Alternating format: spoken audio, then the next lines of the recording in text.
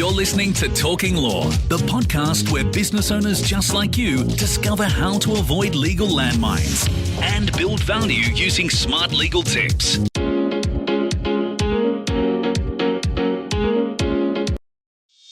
Hi, it's Joanna Oakey here and welcome back to Talking Law, a podcast proudly brought to you by our commercial legal practice, Aspect Legal.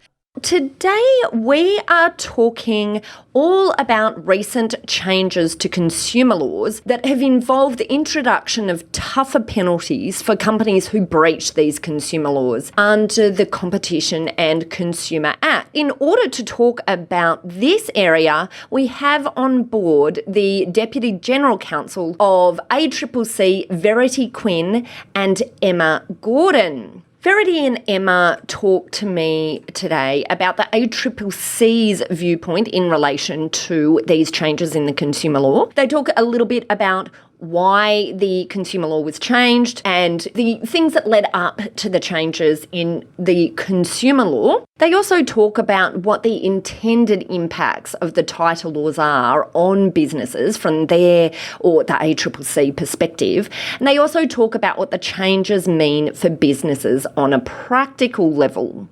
We also then dive into why there was a need for the change, what the catalyst was, and some insights into what penalties looked like for businesses prior to the changes and now what they potentially look like in this new environment. So this is a really interesting episode. It's great to have the ACCC on board talking with us today, so let's get started. Well, hi, Verity and Emma. Welcome on to Talking Law today. Thanks, Joanna. It's lovely to be here. We've got a few things that I'd like to go through today in relation to these changes to the consumer law. How about we step back one step and start right at the beginning? Maybe you can tell us a quick outline of what the changes are to the consumer laws and who this is particularly relevant to. Yeah, sure. So traditionally there's been this sort of disparate treatment of breaches of the competition law provisions in the CCA and the consumer law provisions in the Act. So competition law provisions like anti-competitive agreements, resale price maintenance, etc., had attracted penalties of $10 million or 3 times the value of the benefit the company got from the conduct, or 10% of their turnover. But breaches of the Australian consumer law provisions attracted these much lower penalties, $1.1 million at their highest. I think it was $220,000 maximum for an individual. What's happened is that as of 1 September 2018, the ACL penalties, the maximum that can be imposed, is now in line with the competition provision. So now the maximum penalty for our ACL contravention could be $10 million, or if the court can determine the value of the benefit that was obtained from the breach, 3 times the value of that benefit, or if the court can't work out determine the value of the benefit, because that's often quite difficult to do, it could be 10% of the annual turnover of the corporation. Wow. Yeah, the maximum penalties increase. So rather than being $220,000 maximum, it's now $500,000. Wow. I mean, 10% of the turnover, that's huge. But I guess great in terms of now having a potential penalty that actually creates compliance as opposed to penalties in the past that maybe were seen to be really quite small in comparison to the benefit to an organisation of non-compliance. Maybe if you can talk a little bit about why these changes came about. So what caused, and you've talked clearly about the requirement for aligning these different parts of the legislation, the consumer laws with the competition laws, but what else generally was happening in the market that the ACCC was concerned about? Yeah, sure. I think the concern was primarily focused on large companies, where, they had this annual turnover in the billions. And then the maximum penalties available under the ACL of 1.1 per contravention was seen to be, in our view, inadequate to really deter them from breaching the law. Similarly, if a company was getting a huge amount of benefit from the conduct, then it could just be seen as a cost of doing business that you might get this kind of low fine imposed if you were found to breach the law. And so the ACCC have been advocating for quite a while, saying we just don't think these penalties are significant enough to deter businesses that are getting a huge benefit from the conduct or that are massive businesses from engaging in the conduct. And then there was actually a report done by the Consumer Affairs Australia New Zealand back in 2017. And that report came out and said, yep, the maximum penalties under the ACL are insufficient to deter breaches for highly profitable conduct. And that, there is this evidence that some companies were seeing an ACL penalty as kind of the cost of doing business. And there's also a bit of commentary from the courts around this. So I guess just sort of two examples in particular would jump out. One was the ACCC's case against Apple in 2018. And there, the federal court had imposed a penalty of $9 million on Apple for making false and misleading reps about consumer guarantees and the rights and remedies available to consumers under the ACL. We'd actually agreed a penalty with Apple that what the ACCC put forward and said we think $9 million is appropriate. And then it's up to the court to determine, okay, the parties have put forward this submission as what would be the appropriate penalty, but the court determines what they think is appropriate. And Justice Lee there expressed concern that actually $9 million could be regarded as loose change by a large company like Apple. And he noted that, if a penalty doesn't impose a sting, then it's less likely to achieve the intended deterrent effect. But he sort of made comments about, I'm constrained by authority and the large nature of Apple can't dominate my analysis here. And then we had a similar comment from the bench in ACCC and Coles in 2014, where Justice Gordon, again in the federal court, made this comment that it's a matter for the Parliament to review whether the maximum available penalty of $1.1 million for each contravention is sufficient when a corporation with annual revenue in excess of $22 billion acts unconscionably, but the current maximum penalties are arguably inadequate for a corporation of this size. I guess we'd say, and Parliament obviously agreed, that an increase to the maximum penalties available for ACL breaches was necessary to enable the courts to impose a sufficiently high penalty to deter poor corporate conduct, particularly for those really large companies.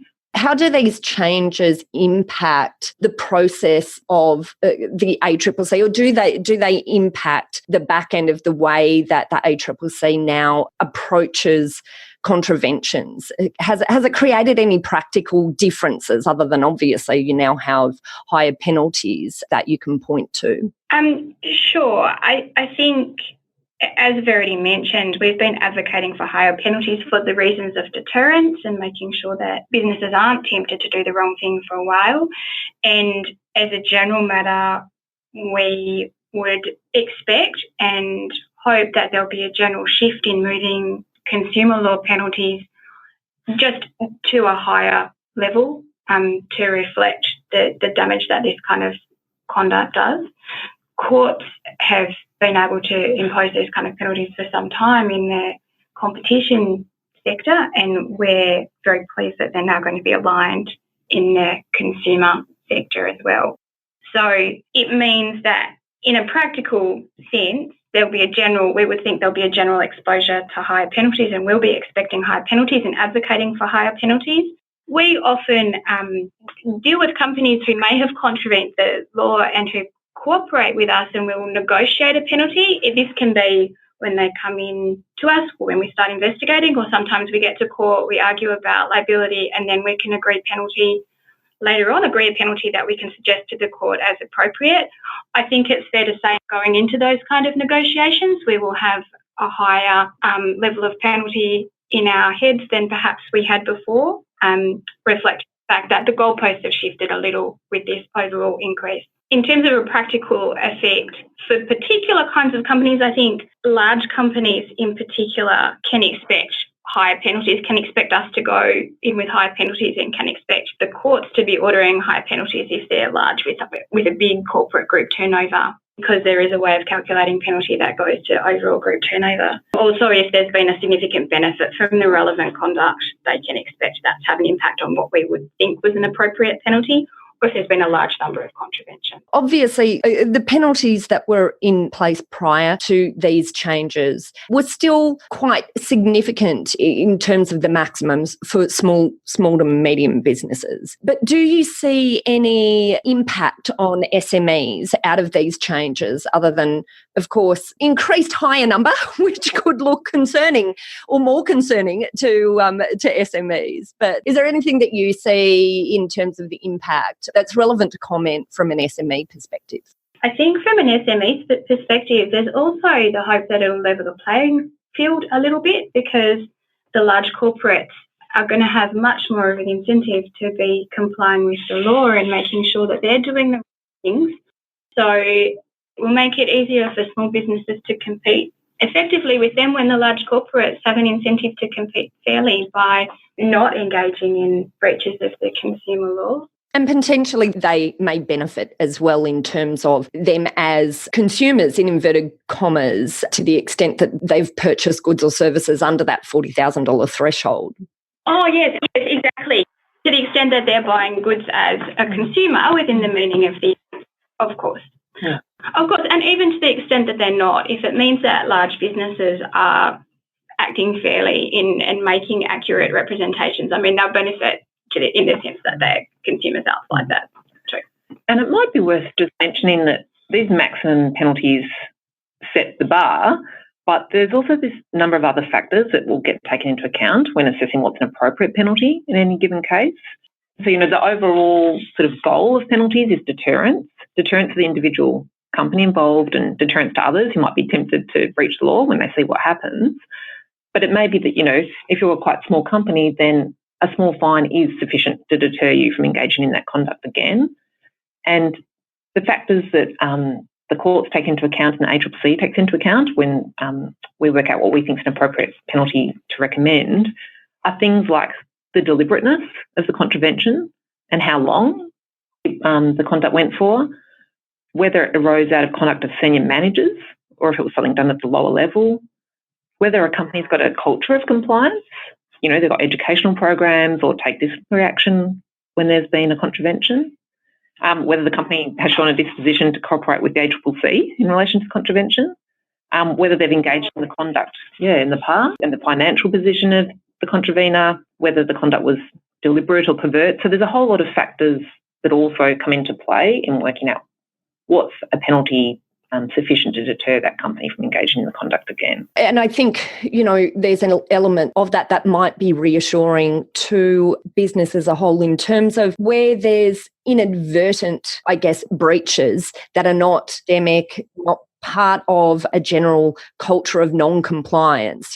Perhaps this is a little bit less scary, but certainly a reason for organisations to generally have a culture of compliance when it might impact the way that issues might be dealt with by the ACCC if issues were to occur. Where are you seeing the greatest issues appear for SMEs, if we take SMEs first and then maybe larger businesses? But where are you seeing that SMEs are sort of misstepping and perhaps not getting what their obligations are? Are there particular areas of the consumer law provisions that you're finding particularly SMEs just don't seem to be on top of? Sure. So each year the ACCC actually sets out our enforcement priorities for the year ahead, and those priorities are informed by things like where are we getting the most consumer complaints from. We get, I can't remember the exact figures, but I think it's like, 150,000 complaints every year from consumers. Wow. Yeah. So it's quite high, and that the information that comes into us, helps us be able to pinpoint where some of the problem areas are. And so our enforcement priorities for this year are focusing on things like customer loyalty schemes and consumer guarantee rights, especially in relation to high-value consumer goods, so like electrical and white goods. We're also focusing on advertising practices on social media platforms, given that they're becoming really influential. In what way? What element of the advertising practices on social media? The fact that it's kind of reaching a really broad audience, particularly a younger audience, and that it's not necessarily always subject to, to the same checks and balances as traditional advertising is. And you're talking there particularly about misleading and deceptive conduct, or are there other things that are appearing that you're seeing on social media that are causing particular concern? False and misleading representations is a really big one in that space, including even things like not disclosing arrangements between, say, a social media influencer and the products or services. Also not disclosing terms and conditions appropriately when they're encouraging people to sign up and take on obligations. I think there's just a few other priorities we've got as well, which One is one that comes no surprise to anyone, pricing in the energy and telecommunications sectors. Yeah, right. Wow, there you go. Franchising issues continues to be a really big area of focus for us and an area of continual complaints. And also business-to-business unfair contract terms. And one that's sort of interesting for the ACCC and interesting globally is, of course, the collection and use of consumer data by digital platforms. And as you be aware, we've got an inquiry into that very issue going on at the moment that we'll be reporting in June. Mm-hmm. Okay, so it's a watch this space. So maybe we can also talk very briefly as well about what the course is in terms of how the ACCC deals with consumer complaints. So consumer complaints is, as you said, there was, I can't remember the number you mentioned, was it 150,000 complaints a year? Is that what you said, the level of complaints that the ACCC is dealing with is? Yes, I think it's around 150,000 complaints come in and they get assessed, and then a number of ones have a kind of initial assessment, which is a bit sort of call it a mid-tier level of assessment to see whether or not there is an issue we should pursue. And then if it is, it then gets sent out to enforcement teams. And we have, across the country, a number of investigations live going on at any one time, both in the competition and the consumer space. We are also responsible for a number of product safety issues. So we have investigations and actions going on in that space as well. Excellent. Before we wrap up, maybe just talk a little bit more about the penalty figures here. Can you talk to us about this area a little bit, just so we can wrap our heads around what it actually means in practice? Sure, and we can definitely give you some context around that. Under the old penalties regime, where the maximum penalty was just over $1 million per contravention, the highest penalty for a consumer law breach that was ever imposed was an $18 million penalty that was imposed towards the end of last year against We Buy Houses Proprietary Limited. And there was a penalty imposed against the director personally of that business of $6 million. But that was a pretty remarkable penalty under those old provisions.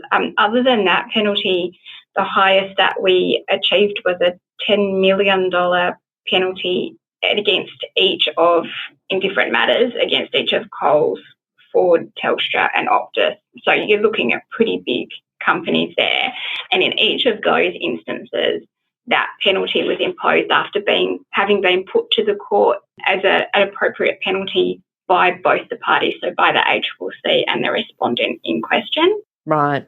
Other than that, and other than the $18 million penalty that I mentioned, the highest penalty imposed by a court where the ACCC and the respondent hadn't agreed in advance about what they thought was an appropriate penalty was a $6 million penalty imposed against Nurofen, which is a couple of years ago now. And this is in contrast to the kinds of penalties that we've been getting in the competition space, where, of course, they were at the maximum penalties were at the level that the consumer penalties have now been increased to.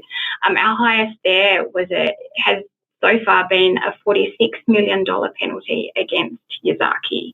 That's a big difference, isn't it? Yeah, exactly. I should note as well, I think it's something to keep in mind that in the consumer space, it's really interesting how penalties apply, in that the maximum penalty applies per contravention, if you like. And when you're talking about consumer law breaches, there can be literally thousands of contraventions. So, for example, if conduct is a false statement made in an advertisement that runs on TV, is on websites, technically there's a contravention every time someone views that misrepresentation, and so you could have many breaches. And this is significant when the maximum penalty applying per contravention has been increased in the way that it is. But we did want to make the point that the ACCC and the courts, as a matter of practice, don't take the approach of identifying each and every contravention in calculating the maximum penalty, because in some instances that would just go to billions of dollars. So there is a pragmatic approach there. We apply principles around how many courses of conduct, so what was really going on that caused the contravention, how many of those were involved, And the court will always look, and we will always have regard to whether or not the penalty overall is appropriate for the conduct in question, given the size of the contravener, and having regard to all those kind of factors that Verity was talking about earlier. So as I said, even though the increase in maximum penalty per contravention shifts the goalpost a little bit of what overall would be considered to be an appropriate penalty, you're not in practice looking at, billions of dollars. Book numbers. Exactly. Yeah, I get it. Some of the things that you're talking about, the importance of the ability of the courts to award far higher penalties, I would see must have an impact on larger businesses in terms of their, how they're approaching the seriousness with which they view the legislation. But I'd be interested to just go back to one of the things that you mentioned, the We Buy Houses example. Just thought it might be interesting if we could just spend a quick minute or two talking about this particular example. And so this penalty of $6 million against the director personally, and you said $18 million against the company. Is that right? Or so it's 18 million in total, so 12 million against the company and 6 million against the sole director. And this was before the change in legislation in relation to the amount of penalty. Okay, all right. So this is in the previous regime. Yes. Okay. And so what happened in that particular instance? Sure. So in that one, We Buy Houses and Mr. Otten, who was the sole director, were teaching these real estate investment strategies and having people pay for boot camps and mentoring programs. And the claims made in relation to these were that, people could buy a house for $1 without needing a deposit or a bank loan or any real estate experience. And they could use little or none of their own money. There were representations made that, you could create this passive income stream through property so you can quit your day job. You could build up this property portfolio without having to invest any of your own money, and that you could start making profits immediately and create or generate wealth. And so it was quite egregious conduct in the sense that people relying upon these representations, none of these things actually came to fruition for them. And so that's why the ACCC sort of, was quite pleased to have this record penalty imposed, which reflected the egregious conduct. And in addition to the penalty, there was also a permanent ban imposed on the sole director from any further involvement in real estate in order to protect consumers. It's a really interesting example because it's such a high penalty, particularly in the regime we're talking about, that was prior to the new far higher penalty regime. But it's interesting because there's elements of the marketing style that I think many of our listeners would see they have seen themes of many times around, whether it's in relation to property or, other areas. So I think it's great to see results like this, but also for many businesses, I guess perhaps they might look at that and say, oh, that's interesting. Where is this line between marketing and something that would be seen to be so deceptive or so false and misleading that it could trigger penalties like that in the past and presumably potentially that might be a lot higher now in today's environment? Yeah, no, absolutely. And I think our chairman, Rod Sims, at the time sort of came out with announcing this penalty and saying businesses should take this as a signal that the ACCC is going to take strong enforcement action against businesses and individuals who prey on consumers using the false hope, creating financial success. And we really saw that from the signalling that, the court condemns false and misleading spruiking of get-rich-quick schemes. So it is something we certainly take quite seriously. But this was extremely poor conduct. So in terms of people being worried about a line, this was way over the line, I think. Yeah, I understand. Well, I'm presuming it was with such high penalties.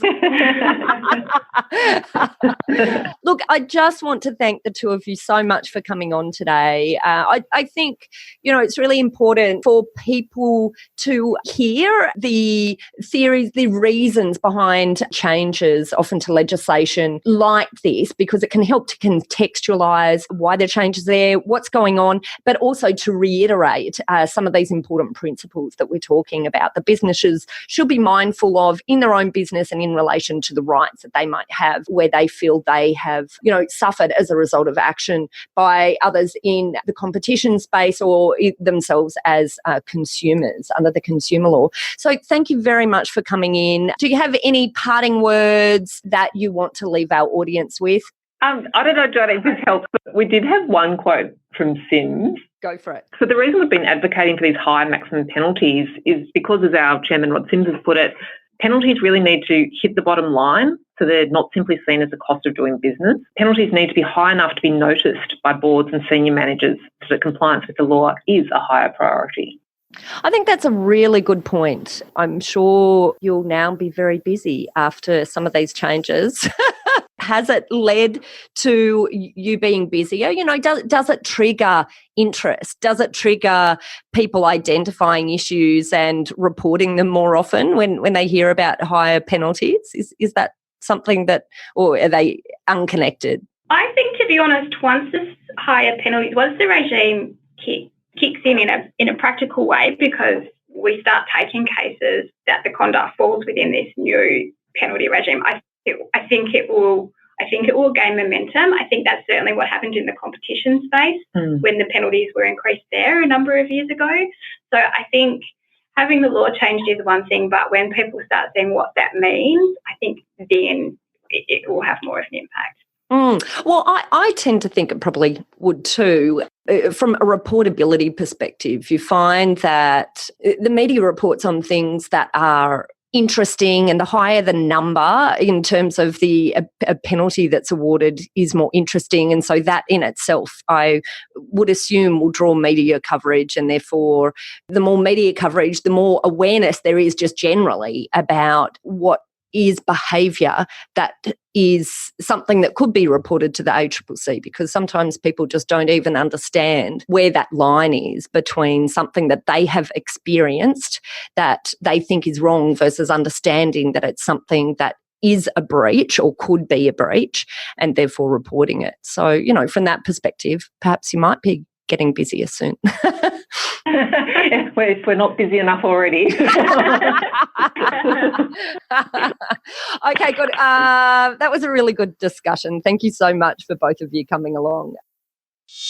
Well, that's it for this episode of Talking Law. Just as a quick recap, we were talking to Emma Gordon and Verity Quinn, Deputy General Counsels of the Competition and Consumer Law Unit at the ACCC. And in this episode, we took a quick look at the changes to the consumer laws and the tougher penalties that have been introduced by these changes for companies who breach the law. We talked about the intended impact of the tighter laws from the ACCC perspective, what the changes mean for businesses on a practical level, why SMEs should be interested in the changes, and a little bit about the background of why these changes came into place. Now, look, if you'd like more information about this topic, just head over to our website at talkinglaw.com.au, where we go through the highlights of this episode, and we will also link through to the ACCC so you can see in more detail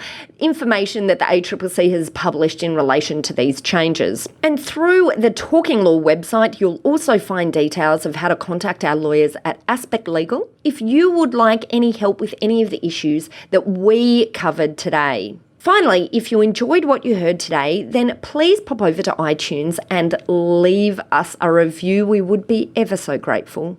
And I guess as just a last note in relation to this particular episode, I know many of our listeners out there are SMEs and larger businesses, but also their advisors. So I think it's important for advisors to be ahead of this space and aware of this space in your discussions with your clients.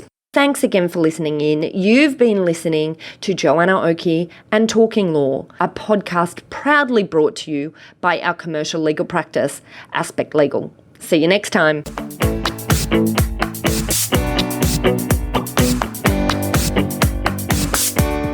Are you looking for a top quality legal team to assist you in your organisation? Aspect Legal is an innovative commercial legal practice that specialises in providing fast and professional services for their clients. If you'd like to chat about how we might be able to assist you, simply head over to our website at aspectlegal.com.au to book in a time for a free discussion with one of our lawyers. Thanks for listening to Talking Law. Tune in next time for more smart legal tips and tricks to keep you clear of those legal landmines.